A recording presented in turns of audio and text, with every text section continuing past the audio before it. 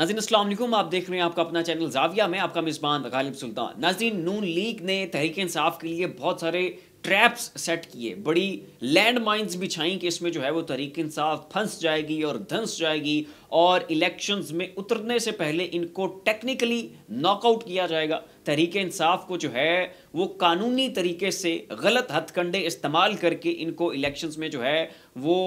Knockout कर दिया जाएगा। तो वो जो पूरा इनका प्लान था, वो जो पूरा इन्होंने वो अपना एक सांचा सेट किया था, ढांचा बनाया था, एक पूरा अपना जनाब इन्होंने मंसूबा और लाएअमल तरतीब दिया था, उसकी मंजिल ठुक गई है। और इन्होंने अपने लिए माजी में जो रिलीफ लिए अदालतों से, उसके जो तफसीली फैसले हैं वो इस वक्त ऑन रिकॉर्ड आ चुके हैं और वो चीख चीख कर और बड़ी ऊंची आवाज़ में बबांग दहल ये कह रहे हैं कि जनाब अगर नवाज शरीफ के कैंडिडेट्स के लिए यहाँ पर इन असूलों के तहत रिलीफ मिल सकता है तो उन्हीं अदालती फैसलों की रोशनी में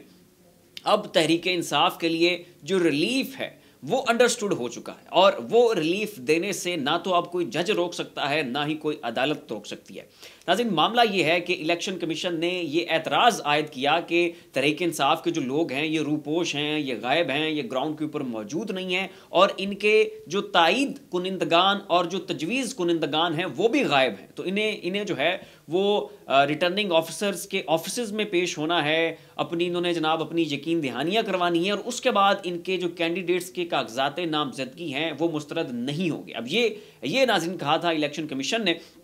तो इसके ऊपर अबूजर सलमान न्याजी ने नाज़रीन ट्विटर के ऊपर ट्वीट किया है और उनका कहना है कि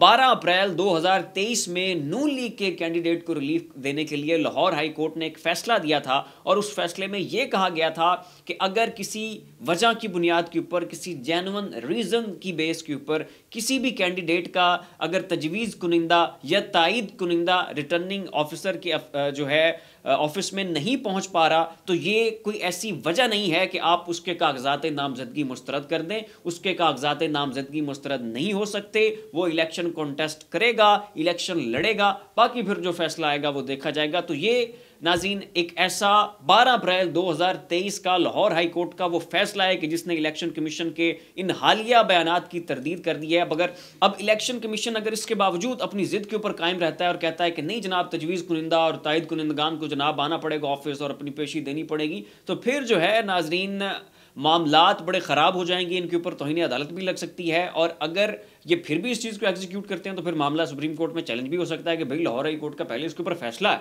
वो कह चुके हैं, अदालती फैसला आ चुका है, इतना तफसीली वो फैसला है, वो लाहौर हाई कोर्ट की जो वेबसाइट है उसके ऊपर पड़ा है, रिकॉर्ड का हिस्सा है, आप कैसे उसको डिनाई कर सकते हैं? तो वो तो सीधा सीधा जाके सुप्रीम कोर्ट में चैलेंज हो जाएगा और वहाँ से जनाब दोबारा इलेक्शन कमीशन को वैसे ही मुँह की खानी पड़ेगी जैसे अब इन्हें जो है पेशावर हाई कोर्ट से मुँह की खानी पड़ेगी।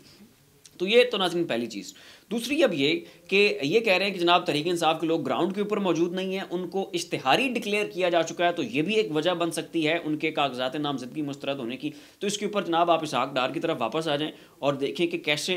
वो लंदन में थे, उसके बावजूद उन्हें जनाब एक सेनेटर बना दिया गया, कैसे जनाब फिर वो पाकिस्तान आए और मावराए आइन मावराए कानून उनको जो है वो पाकिस्तान का फाइनेंस मिनिस्टर जो है वो बना दिया गया, कैसे उनकी जनाब ज़मानतें मंजूर हुई वहाँ से बैठ के। तो वो सारे तफसीली फ़ैसले पाकिस्तान की अदालतों के मौजूद हैं और इस वक्त जो ये इनके आईडी कार्ड्स ब्लॉक कर रहे हैं तहरीक इंसाफ के कैंडिडेट्स के,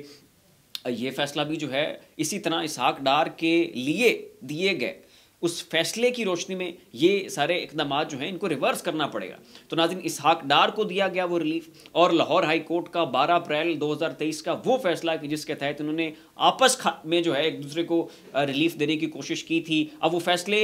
हक पे मबनी थे, सच पे मबनी थे, मेरिट पे थे या नहीं थे, ये फैसला बाद में होगा।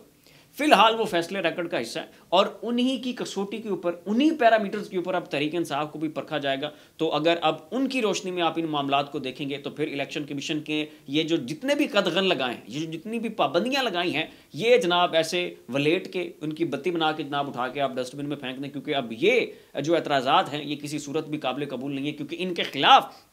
ऑलरेडी जो है अदालतों के बड़े तफसीली फैसले मौजूद हैं, प्रेसिडेंट्स सेट हो चुके हैं, अब उनको जो है वो तोड़ा नहीं जा सकता। आगे नाज़रीन अगर आप आएँ तो इस वक्त तहरीक इंसाफ के 2424 कैंडिडेट्स ने अपने कागजात नामजदगी जमा करा दिए हैं और तहरीक इंसाफ वो जमात बन चुकी है कि जिसके कैंडिडेट्स ने सबसे ज़्यादा कागजात नामजदगी जमा करवाएं। तो कोई इस वक्त पाकिस्तान की जमात नहीं है कि जिसने 2424 उम्मीदवारों के कागजात नामजदगी जो हैं वो जमा करवा दिए हों। तो ये अब एजाज़ तहरीक इंसाफ को हासिल हो चुका है। तो उन्होंने क्या कुछ है जो तहरीक इंसाफ के खिलाफ नहीं किया, कागजात नामजदगी छीने, इनके बंदे पकड़ के जेल में डाले, इनके जनाब जो है रास्ते ब्लॉक किए गए, उस्मान डार की वालदा के घर के बाहर पुलिस की इतनी भारी नफरी तैनात की कि वो जनाब इलेक्शन कमीशन के ऑफिस ना पहुंच सकें, रिटर्निंग अफसर के ऑफिस ना पहुंच सकें। तो इतनी इनकी जाल साजियों के बावजूद 2424 लोगों ने कागजात नामजदगी अपने जमा करवा लिए हैं। और नाज़रीन, अगर आप ये रेशो चेक करें तो ये हर हल्के में 2.5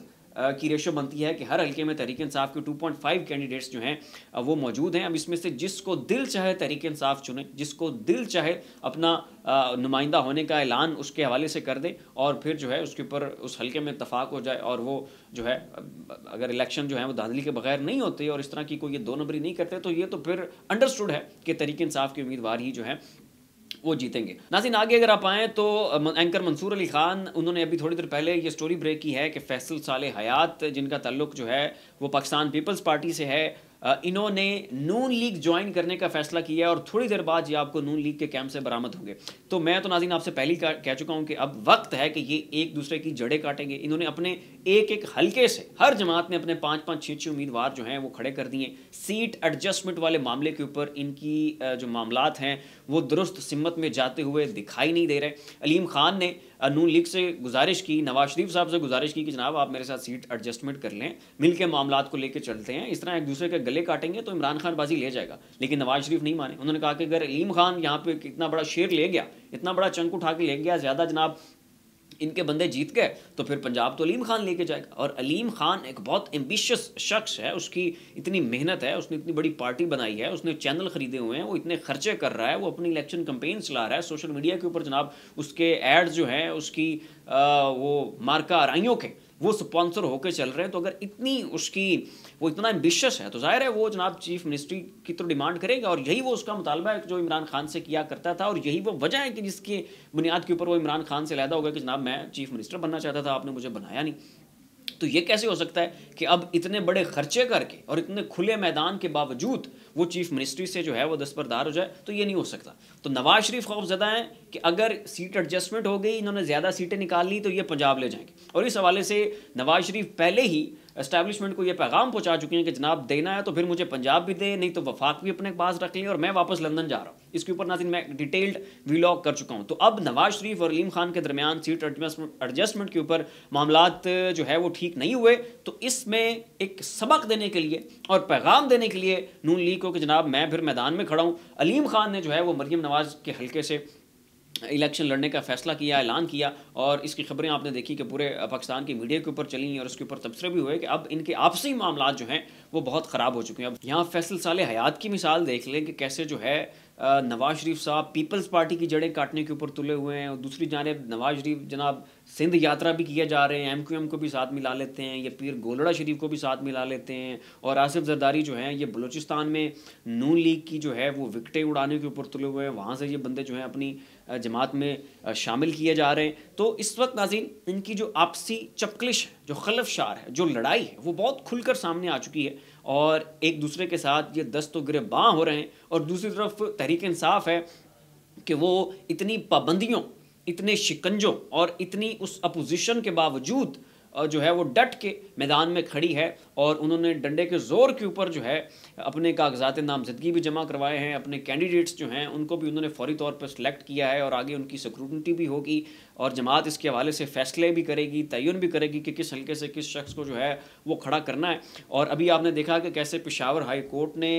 इलेक्शन कमीशन के उस फैसले को मुअत्तल किया और ये तहरीक इंसाफ की एक बहुत बड़ी फतह है कि उन्हें जो है वो बल्ले का निशान अपना वो वापस मिल चुका है। तो एक तरफ इतना अब वो ऑपरेशन है, प्रेशर है, दबाव है, जुल्म है और उसके बावजूद तहरीक इंसाफ उतनी ही जो है वो हिम्मत, बहादुरी, दिलेरी, सब्र और शुजाअत के साथ जो है इस पूरी इनका जो 16 जमातों का एक गैर फितरी गठजोड़ है उसका वो मुकाबला भी कर रही है तहरीक इंसाफ और सामना भी कर रही है। अब अगली खबर नाज़रीन ये है कि जो IG इस्लामाबाद पुलिस हैं और जो DC हैं इस्लामाबाद उनको तब्दील कर दिया गया है और मकसद ये है इलेक्शन कमीशन का कि जनाब न्यूट्रलिटी का तासुर जाना चाहिए। चूँकि तहरीक इंसाफ को इन दो शख्सियात के ऊपर एतराज़ात हैं और ये न्यूट्रल नहीं रहे हैं तो इस बुनियाद के ऊपर जनाब इनको इनके ओहदों से बरतरफ किया जाता है। तो ये जनाब यहाँ पे इलेक्शन कमीशन ने अपनी न्यूट्रलिटी का तासुर दिया है, तो उसके ऊपर तहरीक इंसाफ के लोगों को खुश होने की कतई ज़रूरत नहीं है। और जो नेक्स्ट ओहदेदार आएंगे, जो नेक्स्ट तैनातियाँ होंगी इन ओहदों के ऊपर, वो जो जाने वाले हैं ना, इनसे भी बड़े पॉलिसी होंगे और उनसे ज़्यादा जो है वो इलेक्शन कमीशन को सर्व करेंगे। और आगे अब आपको इलेक्शन कमीशन की न्यूट्रलिटी की एक नई जो इन्होंने मिसाल रकम की है वो भी आपको बताता चलूँ कि जो जरताज गुल हैं उनके कागजात नामजदगी मुस्तरद किए जा चुके हैं और उसके साथ साथ उनके जो वकील हैं उनको भी गिरफ़्तार किया जा चुका है। तो ये है वो so called neutrality election commission की, कि जिसके ये जनाब अलंबरदार हैं, फ्लैग बेरर हैं और जनाब जिसका ये प्रचार कर रहे हैं कि हम बड़े न्यूट्रल हैं, हम बड़े ईमानदार हैं, हम बड़े मुनसिफ हैं। ये देखें जनाब, हमने इस्लामाबाद में ये 2 बड़ी अहम तैनातियाँ जो हैं वो आपकी मर्ज़ी से कर दी। तो ये नाज़रीन कुछ अपडेट्स थी जो हमने आपके सामने रखी। फिलहाल के लिए इतना ही। ऐसी मज़ीद अपडेट्स देखने के लिए देखते रहिए हमारा यूट्यूब चैनल, फेसबुक पेज। अपना और अपने ख्याल रखिएगा।